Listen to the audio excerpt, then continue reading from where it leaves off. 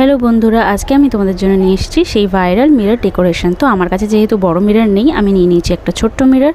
আর এখানে দেখো পিচবোর্ডটাকে আমি আগের থেকে কেটে রেখেছিলাম শেপ দেওয়ার জন্য। এখানে আমি আয়নাটাকে ভালো করে বসিয়ে নিলাম এবং ওর চারপাশে আমি ব্রাউন কালার করে দিচ্ছি। ভালো মতন ব্রাউন কালার করে নেওয়ার পর আমি এখানে দেখো ক্লে দিয়ে আগের থেকেই কিছু রোজ আর কিছু বিভিন্ন ধরনের ফুল বানিয়ে রেখেছিলাম।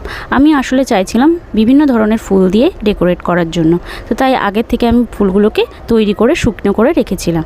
এখানে আমি আঠা দিয়ে এক এক করে সব ফুলগুলোকে মিলিয়ে মিশিয়ে বসিয়ে দিচ্ছি। দেখো আমাদের ফুল বসানো কমপ্লিট। এবার আমি গ্রিন কালারের ক্লে দিয়ে এখানে আমি পাতাটা বানিয়ে নিচ্ছি।